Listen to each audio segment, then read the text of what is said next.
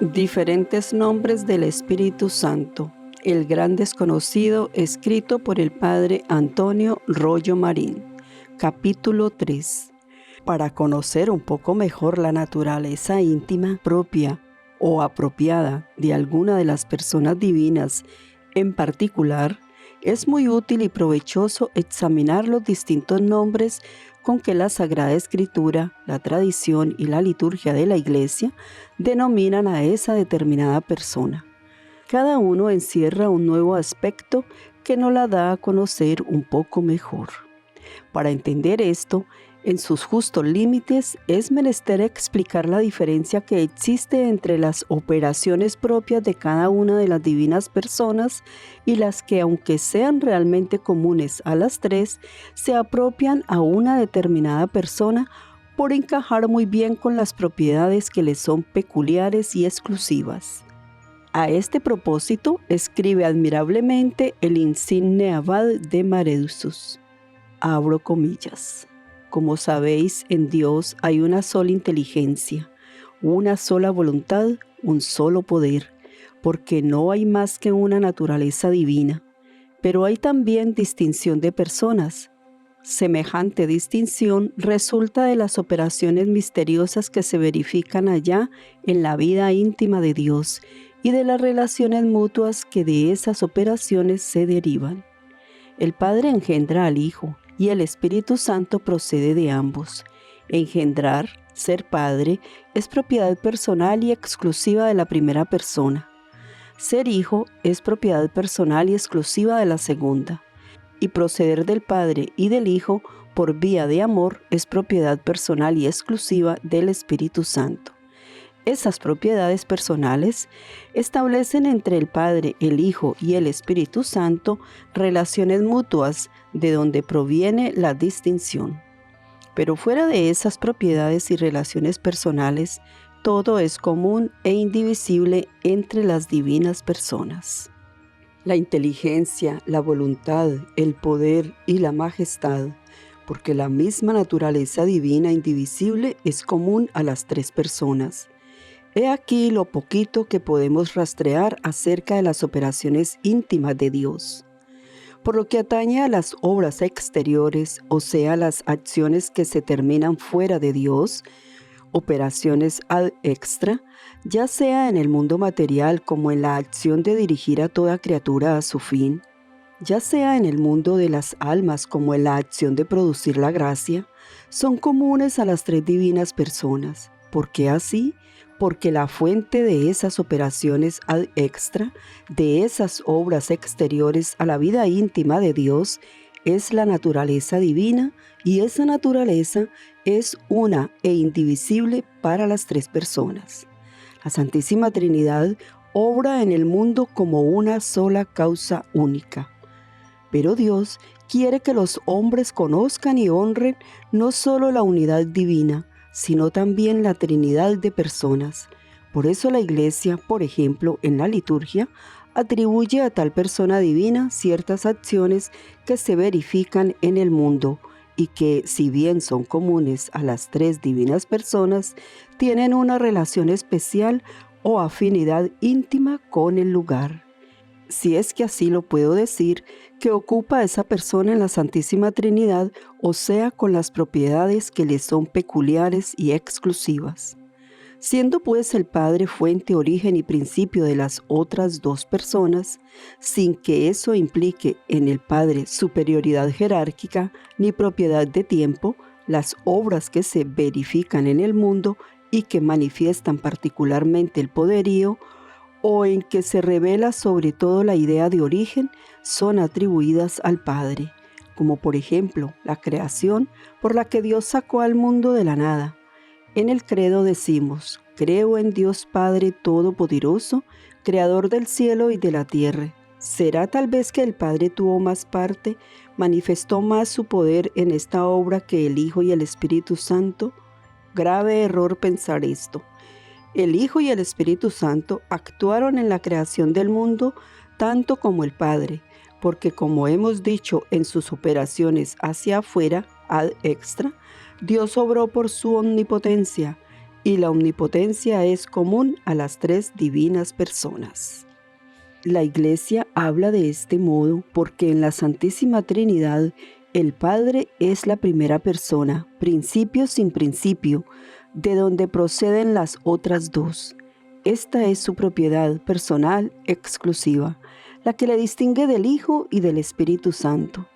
Precisamente para que no olvidemos esa propiedad, se atribuyen al Padre las obras exteriores que nos la sugieren por tener alguna relación con ella.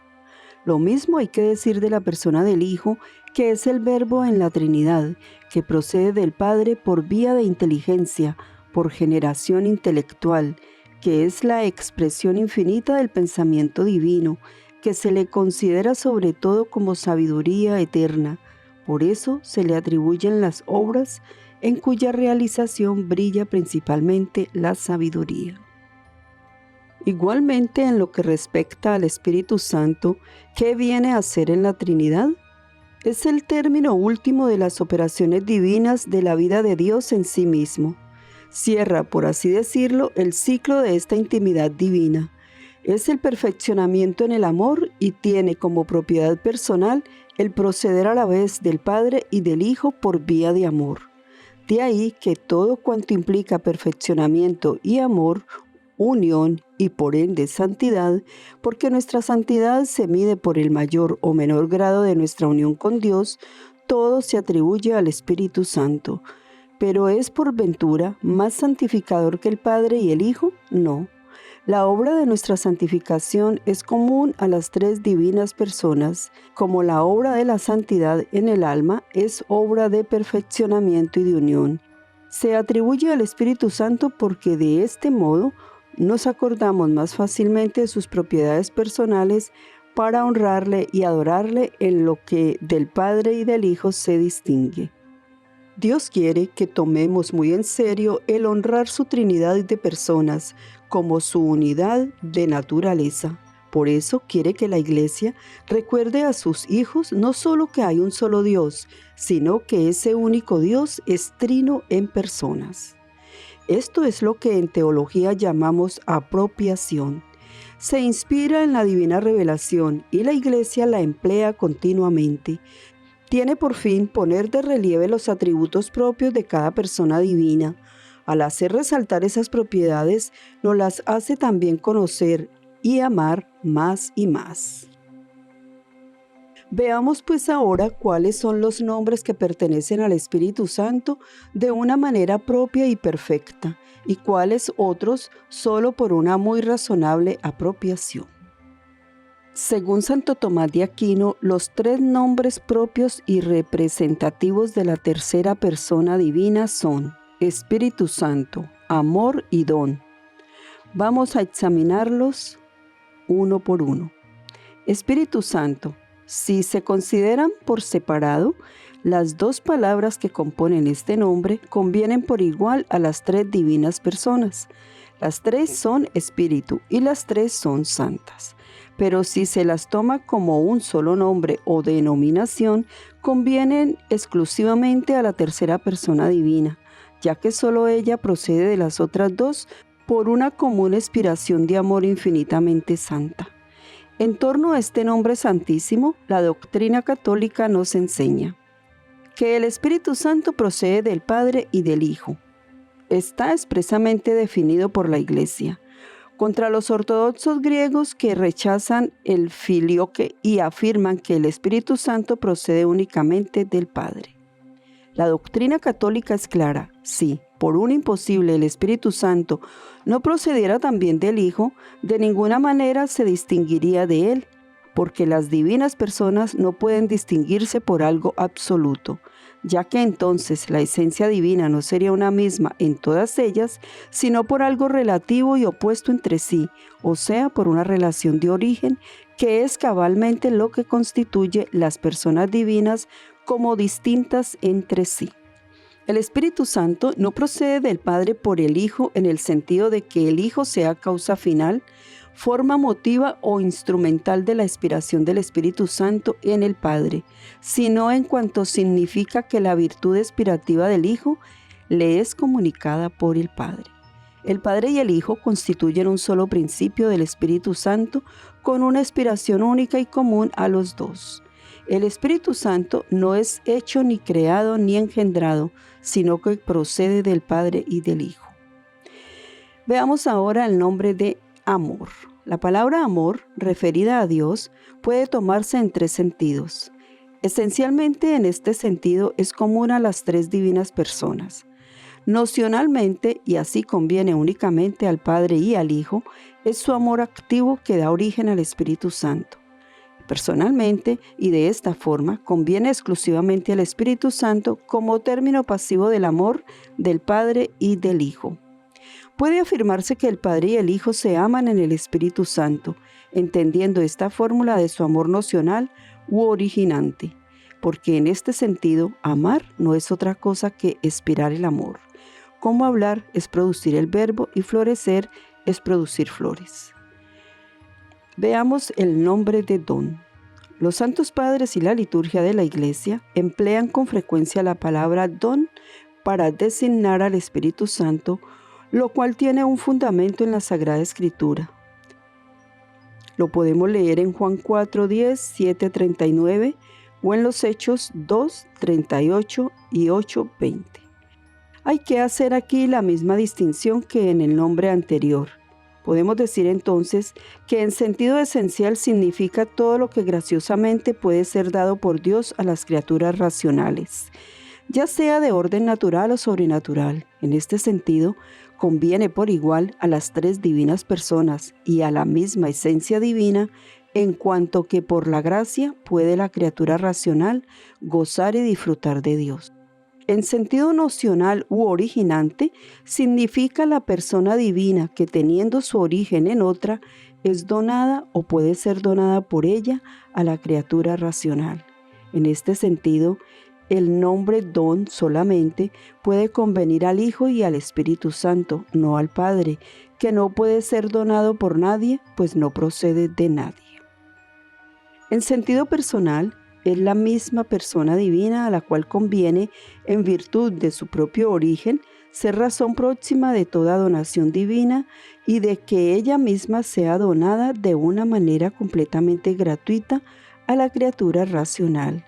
Y en este sentido personal, el nombre don corresponde exclusivamente al Espíritu Santo, el cual, por lo mismo que procede por vía de amor, tiene razón de primer don, porque el amor es lo primero que damos a una persona siempre que le concedemos alguna gracia.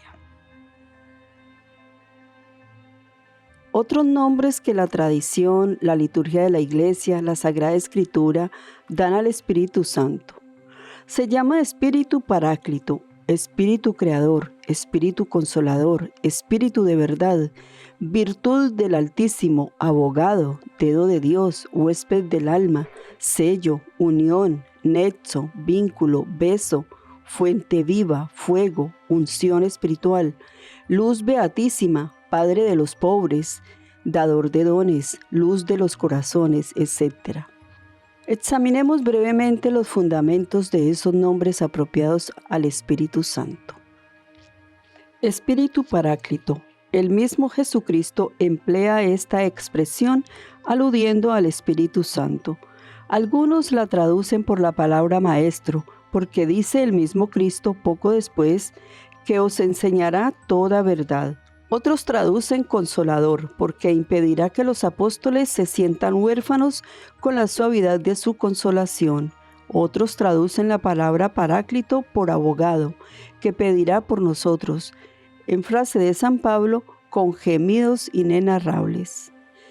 Espíritu creador. El Espíritu Santo, dice Santo Tomás, es el principio de la creación.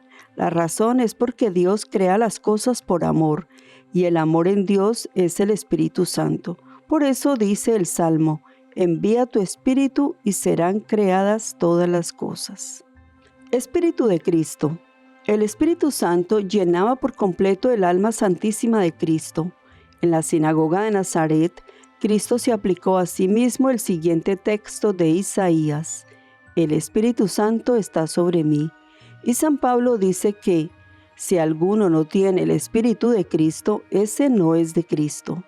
Pero si el Espíritu de aquel que resucitó a Jesús habita en vosotros, dará también vida a vuestros cuerpos mortales por virtud de su Espíritu que habita en vosotros. Espíritu de verdad. Esa expresión del mismo Cristo aplicada por él al Espíritu Santo, cuando dijo, el Espíritu de verdad, que el mundo no puede recibir porque no le ve ni le conoce. Significa, según San Cirilo y San Agustín, el verdadero Espíritu de Dios y se opone al espíritu del mundo, a la sabiduría embustera y falaz. Por eso añade el Salvador que el mundo no puede recibir, porque el hombre animal no percibe las cosas del Espíritu de Dios. Son para él necedad y no puede entenderlas porque hay que juzgarlas espiritualmente. Virtud del Altísimo. Es la expresión que emplea el ángel de la Anunciación cuando explica a María de qué manera se verificará el misterio de la Encarnación. Dijo, el Espíritu Santo vendrá sobre ti y la virtud del Altísimo te cubrirá con su sombra. En otros pasajes evangélicos se alude también a la virtud de lo alto. Dedo de Dios. Es el himno Veni Creatur Spiritus. La Iglesia designa al Espíritu Santo con esta misteriosa expresión, dedo de la diestra del Padre. Es una metáfora muy rica de contenido y muy fecunda en aplicaciones, porque en los dedos de la mano, principalmente de la derecha, está toda nuestra potencia constructiva y creadora.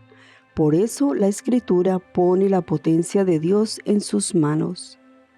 Las tablas de la ley fueron escritas por el dedo de Dios. Los cielos son obra de los dedos de Dios.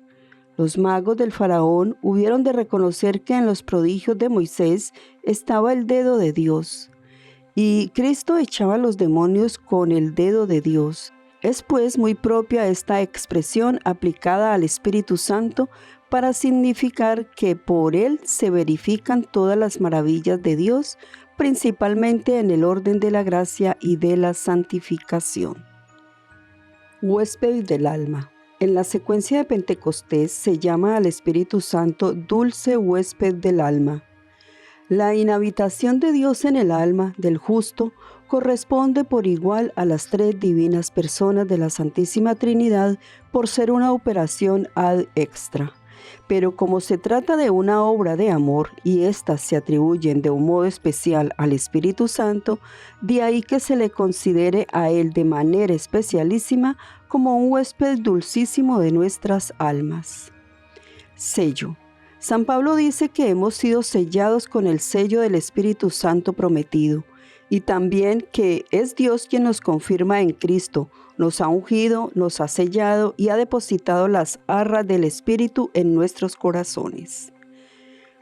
Unión, nexo, vínculo, beso y otros nombres son los que expresa la unión inseparable y estrechísima entre el Padre y el Hijo en virtud del Espíritu Santo que procede de los dos por una común inspiración de amor. Fuente viva, fuego, caridad, unción espiritual son expresiones del himno Veni Creator, que encaja muy bien con el carácter y personalidad del Espíritu Santo. Luz beatísima, Padre de los pobres, dador de dones, luz de los corazones. Todas estas expresiones las aplica la Santa Iglesia al Espíritu Santo en la magnífica secuencia de Pentecostés. Estos son pues los principales nombres de la Sagrada Escritura, la tradición cristiana y la liturgia de la Iglesia propia del Espíritu Santo, por la gran afinidad o semejanza que existe entre ellos y los caracteres propios de la tercera persona de la Santísima Trinidad. Todos ellos, bien meditados, encierran grandes enseñanzas prácticas para intensificar en nuestras almas el amor y la veneración al Espíritu Santificador, a cuya perfecta docilidad y obediencia está vinculada la marcha progresiva y ascendente hacia la santidad más encumbradas. Fin del capítulo 3.